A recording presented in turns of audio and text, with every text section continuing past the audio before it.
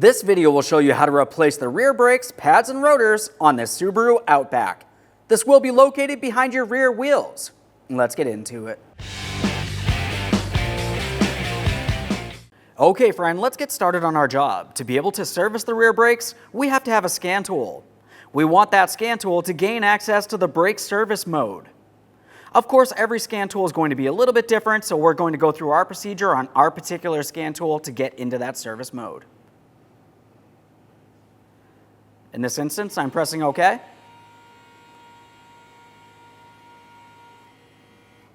You could audibly hear those caliper pistons retract as they should. Now, of course, you would just continue on with any additional instructions your scan tool recommends. Safely raise and support the rear of the vehicle so the wheel's off the ground. Once you've done that, we're going to continue on to removing all 5 of our 19mm lug nuts. If you have a wheel lock, you want to go ahead and have a wheel lock key. As far as that wheel lock key, go ahead and align it with your wheel lock. We're going to turn this one direction or the other until it feels as though it's seated. Once it does lock in, we can remove that locking lug nut.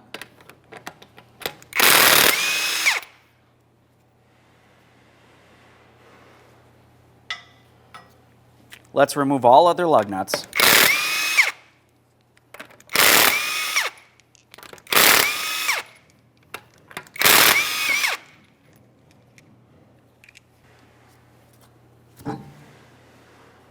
Now that we have the wheel off, we have a clear view of our rear brakes. To be able to remove the rear brakes, we have to remove the caliper. And to remove the caliper, we're going to look along the backside at the parking brake actuator. Of course, we've already pushed back our caliper piston. We have it in maintenance mode. So now we're going to use our 5mm Allen head to remove 2 mounting bolts. There's one out in the open here, and there's one just on the other side.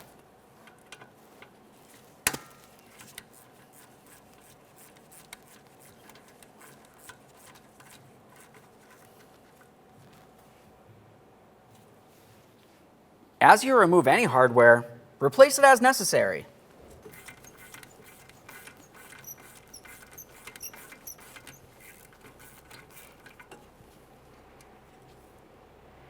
The bolts are out. We can carefully start taking hold of this. I'm going to give it a wiggle. We can see it starting to separate from the caliper. We're going to pull that straight towards the center of the vehicle. That's how it'll slide away. Now that we have that pulled away, we're looking inside this area. Confirm it's not damaged, rusted, or rotted in any way. This looks fine. Continuing on, we want to look at the caliper itself. Make sure there's no fluid coming out. I can see some assembly lubricant, and that's a good sign. It prevents rust. Aside from that, we also just want to inspect this caliper O-ring. If it looks like it's dry rotted, replace it. As for this actuator, we're going to hang it aside, putting no pressure on our wiring harness. Now we're along the outside of the caliper here. We can see that we have this metal clip. We're going to dislodge that. I've used some penetrant in the ports. I'm going to be using some cutters. That's an easy way to grab onto this clip. Go ahead and take hold of it and attempt to pull it out of those ports. We'll give that an inspection and set it aside. Now we're along the back side of the caliper again, and we're paying attention to where our caliper slider pins would be located. Typically, you're going to find that you have plastic caps protecting those slider pins, so we need to remove those.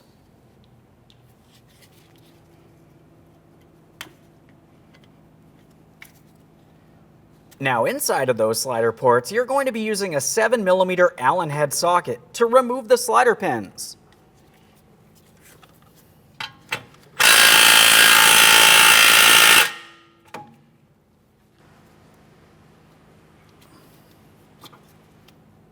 We can remove the slider pins as we continue on. I'm holding onto the caliper so it doesn't fall down while I continue on with my final mounting pin.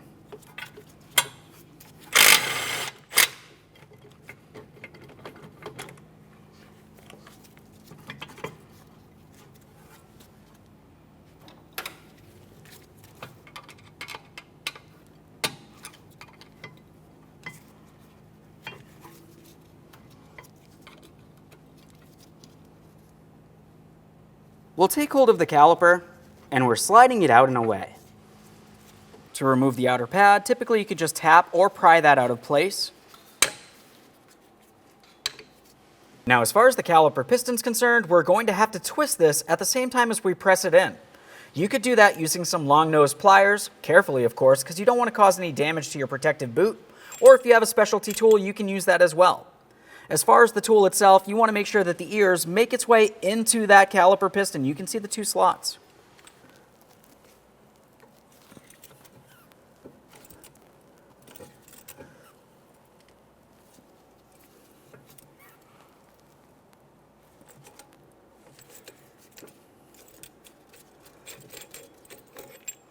Now, once you do feel as though you have the caliper piston pushed in as far as possible, we just want to make sure we have these slots facing straight up and down towards the open port on that caliper itself, essentially forming a straight line.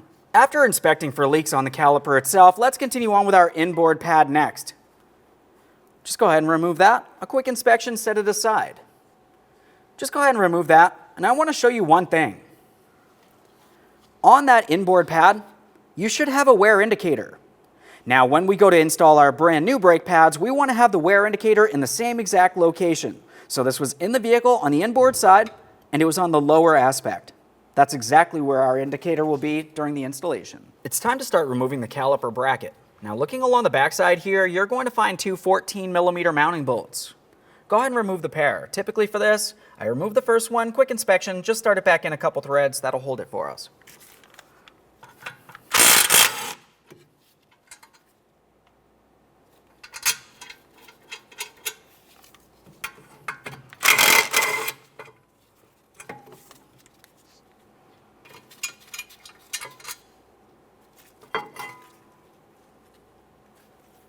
We'll remove the brake rotor next. Take hold of the brake rotor. If it's stuck in place, we're going to have to dislodge it. I'm going to use one of my original lug nuts. We'll just start it on a couple threads. That's going to prevent the rotor from coming off while we continue on. At this point, I'm going to use a hammer and we'll lightly tap on the brake rotor itself. You want to be extremely careful not to cause any damage to any of your lug studs.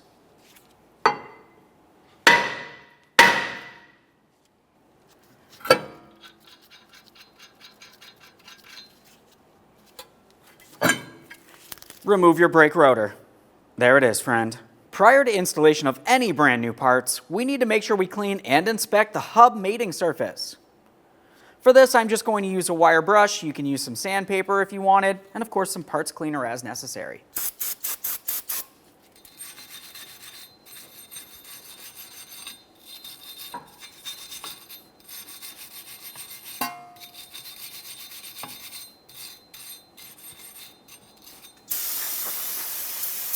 We'll continue on with some anti-seize along that mating surface as well. Just go ahead and spread that around. Okay, friend, now it's time for installation of our brand new brake rotor. We're going to start by cleaning both braking surfaces.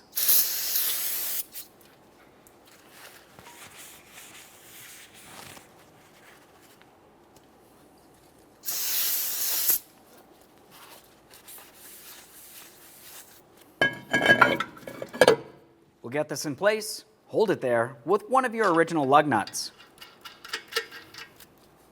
Now we're focusing on the caliper bracket. Let's clean the mounting surfaces. I'm using a wire brush.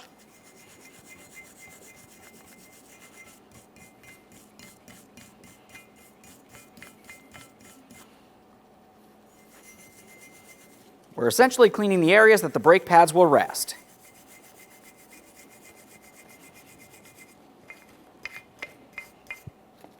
If you see any raised areas, go ahead and remove them. You can use a flat blade screwdriver if necessary. Just go ahead and scrape them right out of there.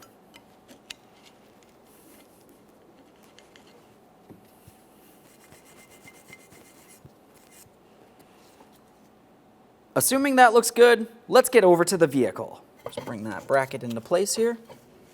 Now I've already cleaned the threads on my two mounting bolts, and I like to use some blue thread locker. As for these two mounting bolts, we're going to start them in, snug them up. The torque will be 39 foot-pounds.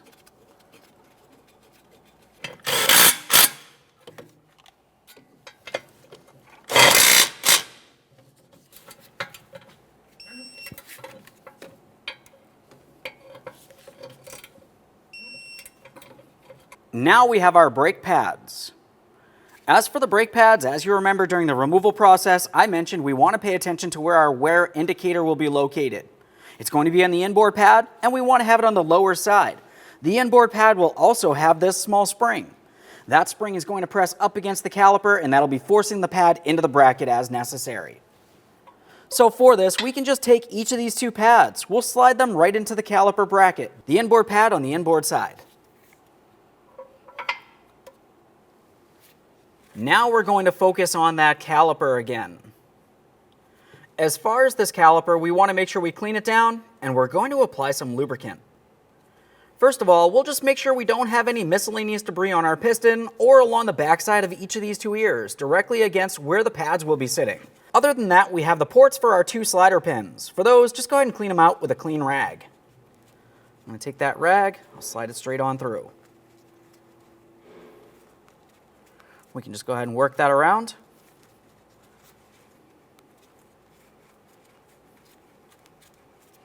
We're attempting to remove any miscellaneous debris from inside of there, and of course repeat the process for the other port.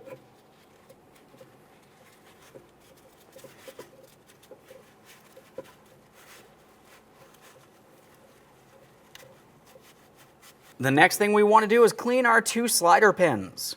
It's common to have miscellaneous debris built up on the smooth portion of the slider pin, or rust on the threaded portion. Either way, just go ahead and clean it up. After you do have it cleaned, we want to apply some high temperature caliper lubricant to each one of the two slider pins on the smooth surfaces. There we are.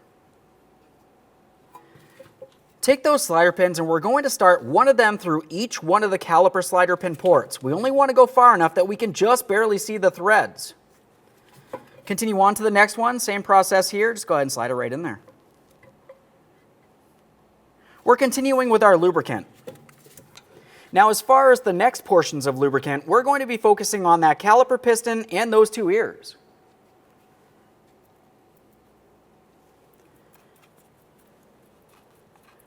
This will help with vibration dampening and noise reduction.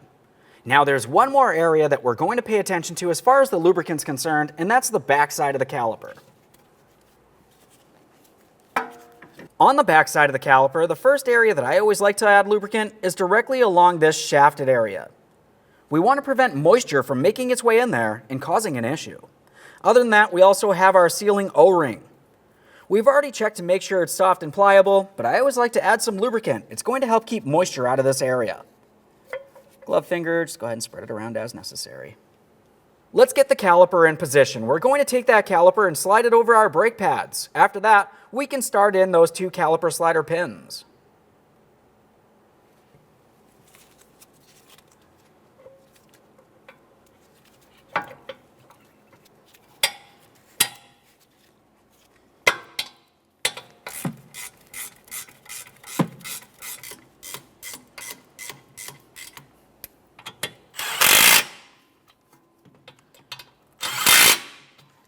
The torque for each of these slider pins will be 20 foot-pounds.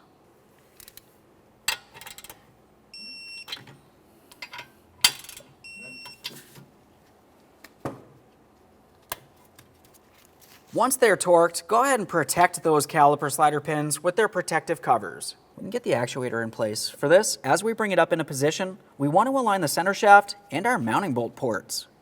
Once it's aligned, just go ahead and start pressing it in towards the caliper. Now, as far as the mounting bolts, go ahead and clean up the threads and apply some copper anti-seize.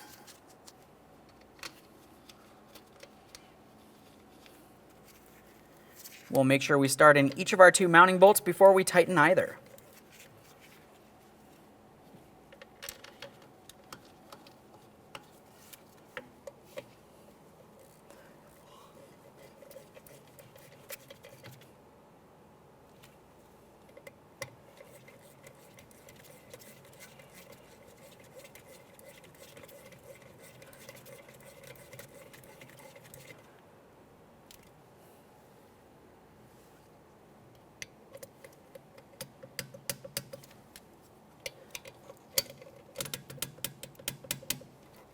Now, along the outboard side of the caliper, we're going to install our clip. You can see that I've applied some anti-seize to the tips of the clip on the areas that's going to slide into the caliper. Now, as far as this clip is concerned, we want to have the clip going into the ports on the caliper, but the ears go on the outside of the caliper bracket. It essentially holds everything together. Just go ahead and line it up. We're going to press one side in. And now we'll align the other mounting port. Just gently start pressing that towards the caliper. And now we're going to have to flex this out and away, push it under here while holding this in.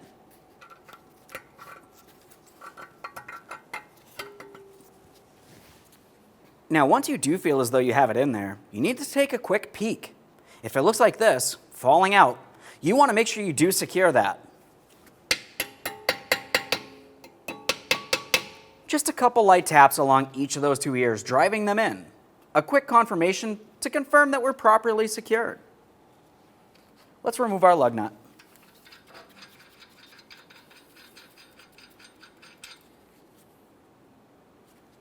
One last quick inspection in this area and we can reinstall our wheel. Let's get our wheel in place. We're going to start on our lug nuts.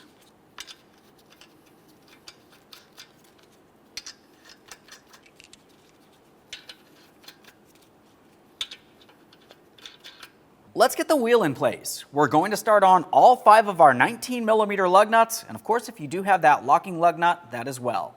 Once we have that in position, go ahead and snug them up. We'll get the wheel on the ground. The torque for these will be 90 foot-pounds.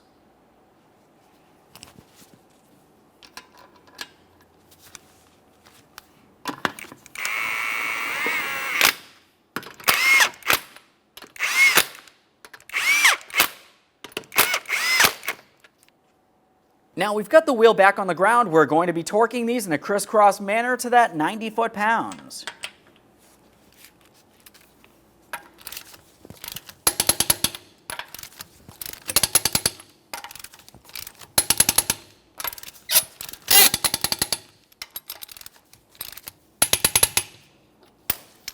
Torqued. Okay, friend, we finished one side of the vehicle. At this point, go over to the other side of the vehicle and repeat this exact same process. Once you have both sides of the vehicle's wheels torqued, fully on the ground, make your way into the passenger compartment. The next thing you need to do is pump up that brake pedal till it's nice and firm and hook up your scan tool. We're going back to the brake maintenance mode.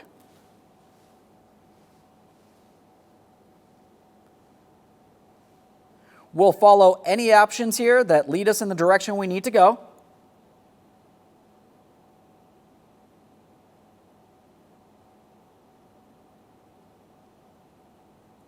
Now on this particular scan tool, it wants me to fully depress the brake pedal and hold it there.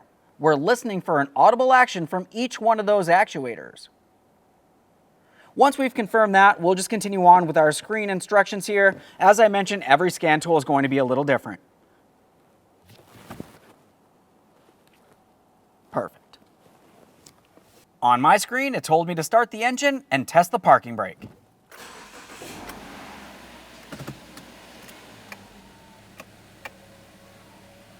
Perfect. Thanks for watching.